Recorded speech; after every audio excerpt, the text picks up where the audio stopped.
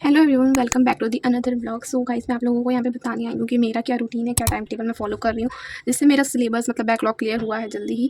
बस थोड़ा सा फिजिक्स का रह रहा था, मैं उसको कोशिश कर रही हूँ जल्दी जल्दी पूरा करने के लिए। बाकी केमिस्ट्री बायो मेरा कंप्लीट हो चुका है बैकलॉग। सबसे पहले आजकल ना मैं जल्दी उठना पसंद कर रही हूँ, ठीक है। वैसे तो मैं रात तक पढ़ना लेट पसंद करती हूँ, लेकिन फिलहाल मैंने कुछ दिनों से जल्दी उठने की कोशिश की है और सुबह भी उठ के मैं पढ़ पा रही हूँ, क्योंकि मैं ना टाइम से सो जा रही हूँ आजकल, ठीक है। सबसे पहले मैं क्या करती हूँ, मैं 5 बजे लगभग 5 बजे तक उठ जाती हूँ। फिर 5:30 से 8 बजे मैं सबसे पहले पढ़ती हूँ यहाँ पे, ठीक है। और मैंने यहाँ पे बीच बीच में, जैसे अब 8 से 9 मैं क्या करूँगी, मुझे ये करना है वो करना है, मैं वो सब नहीं ऐड करा। जो मेरा ऐसा टाइम है, ब्रेक का टाइम है, तो मैं उसमें ये सब क्यों लिखूँ कि मुझे ये करना है। फिर ना उस हिसाब से वो एक प्रेशर बन जाता है, फॉलो नहीं हो पाता। तो मैंने बस स्टडी का कर रखा है। फिर 8:45 से हमारी यकीन की क्लास स्टार्ट हो जाती है और 3, सवा 3, साढ़े 3 तक भी चला जाता है। तो उस हिसाब से आप देखिए।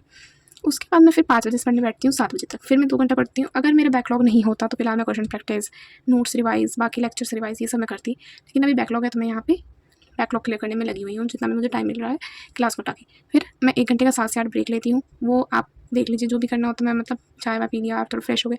फिर 8 से 10 में पढ़ती हूँ। तो मैं ना लगभग 6.5 घंटे ये मेरा टोटल हो जा रहा है। तो 6.5 नहीं, हम 6 घंटे मान लेंगे कि मैं 6 घंटे पढ़ रही हूँ विथ क्लास अलग से। अगर 6 घंटे भी नहीं हो रहे, 5 घंटे ही हो रहा है अच्छे से कंसिस्टेंसी के हिसाब से, तो फिर मतलब बहुत सही हो रहा है ये। क्योंकि अगर आप 5 घंटे पढ़ रहे हैं और वो भी क्लास के हिसाब से, तो हाँ ठीक है। हाँ, ये कम है अभी भी, लेकिन इसको धीरे धीरे बढ़ना होगा ना। एक अचानक से तो हम 6 से 12 पे पहुँच नहीं सकते। तो धीरे धीरे मैं कोशिश कर रही हूँ कि मैं इसको इंक्रीज़ करूँ। फिलहाल मेरा भी यही टाइम टेबल काफ़ी दिनों से चल रहा है और अभी कुछ दिनों तक यही चलेगा। तो मेरा यही रूटीन टाइम टेबल है, ठीक है। उसके बाद आप लोगों के क्वेश्चंस थे, कुछ कमेंट्स आए थे कि बैकलॉग कैसे करें, आपने कैसे किया। तो मैं बताती हूँ। मैं बैकलॉग 1.5x पे देखती हूँ, क्योंकि अगर मैं 2x पे देखूँगी तो उसमें क्या होगा, जब मैं नोट्स बनाऊँगी ना, तो फिर मुझे वो वीडियो पॉज़ करनी होगी, फिर बैक करना होगा।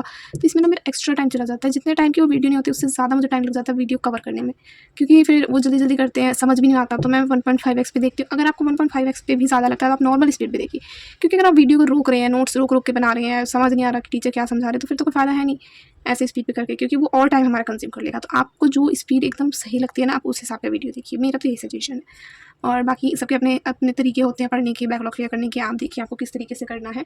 फिलहाल तो मेरा यही सजेशन है। और मुझे कुछ क्वेश्चन आए थे कि मैं कौन टीचर्स को फॉलो कर रही हूँ। तो मैं M R sir for physics, Amit Mahajan sir for chemistry, Samapti ma'am for zoology and Vipin sir for botany. देखिए, हर टीचर, जितने भी पीडब्ल्यू के टीचर है, सारे टीचर्स बेस्ट है। आप जिन भी टीचर को फॉलो करें, वो आपकी मर्जी। सबको अपने अपने तरीके से समझ आता है कि हाँ, मुझे इन टीचर से ज़्यादा अच्छे समझ आ रहा है, तो ठीक है, हम उन टीचर से पढ़ेंगे। तो मैंने तो ये सिलेक्ट किया है। वैसे पीडब्ल्यू के हर एक टीचर्स बेस्ट है, सारे के सारे टीचर्स बेस्ट है, मुझे तो सारे अच्छे लगते हैं। लेकिन हमें तो कुछ एक ही सिलेक्ट करना है ना, तो हम दोनों से तो पढ़ नहीं सकते। तो मैंने इनको सिलेक्ट किया है फिलहाल क्या मतलब यही है, एंड तक यही रहेंगे मेरे नीट एग्ज़ाम तक, ठीक है। और देखिए, नींद वगैरह और जो भी आप टाइम वेस्ट कर रहे हैं फ़ोन पे, टीवी पे, नींद में, घूमने में, फिरने में, ये सब ना कुछ दिनों के लिए। आप ना ये मतलब मान लीजिए कि आपको 10 दिन, 15 दिन बिल्कुल भी कुछ नहीं करना है, बिल्कुल भी टाइम वेस्ट नहीं करना है। जितना ज़्यादा आप पढ़ सकते हैं, जितनी आपकी कैपेबिलिटी है, उतना आपको पढ़ना है। क्योंकि आप 10 से 15 दिन में एक बैकलॉग क्लियर कर लेंगे ना, आप बहुत ज़्यादा रिलैक्स फील करेंगे। फिर आपके पास एक टाइम होगा। हाँ, अब मेरे पास जो भी टाइम, आप फिर एक रूटीन बनाइए कि हाँ, मेरे पास ये टाइम है, मुझे इस टाइम पे क्वेश्चन प्रैक्टिस करनी है, इस टाइम पे रिवीजन करना है। जो भी आपको करना है, रिवीजन है, टेस्ट है, डीपीपी है, वो भी हम नहीं कर पा रहे हैं, तो फिर तो इससे फ़ायदा नहीं हो पाएगा। ऐसे तो हमारा बैकलॉग लंबा चला जाएगा। और मैं डेली लेक्चर्स के लिए इसलिए कह रही हूँ, क्योंकि अगर ये भी बैकलॉग में चला जाएगा और हम पहले के लेक्चर्स अभी कंप्लीट कर रहे हैं और ये बैकलॉग में जा रहे हैं, तो फिर तो बैकलॉग कैसे कंप्लीट होगा। हम पहले के लेक्चर्स ही करते रह जाएंगे। तो मुझे यही सही लगा, ठीक है। तो मैंने तो यही आप लोगों को सजेस्ट करूँगी कि लाइव लेक्चर्स के साथ बैकलॉग क्लियर करने की जितना टाइम मिल सकता है उतना टाइम लीजिए और कंप्लीट करिए।